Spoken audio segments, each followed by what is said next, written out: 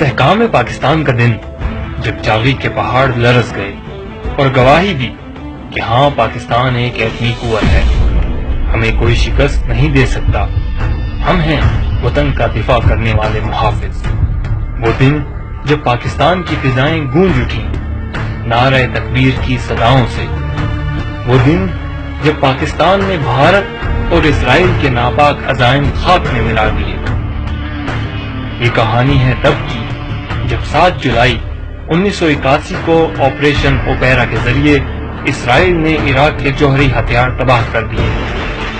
7 جولائی کو اسرائیلی air force نے F-15 اور F-16 طیاروں کے ذریعے اس عراق نیوکلیئر ریئیکٹر تباہ کر دیا، اور دوسری طرف بھارت ایک ایٹمی قوت بن گیا اور مسلمان پوری دنیا میں غیر محفوظ ہو گئے۔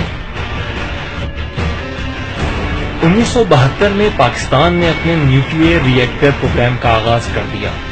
بین الممالک کی مخالفت اور تمام تر پابندیوں کے باوجود اس قوم کے قابل سائنسدانوں نے پاکستان کو مستحکم اور پہلی اسلامی ایٹمی طاقت بنانے کے لیے کہوٹہ لیب میں دن رات کام کیا۔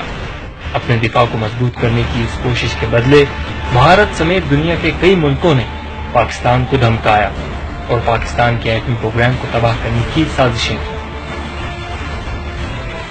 لیکن وہ بھول گئے کہ یہ پاکستان ہے، عراق نہیں۔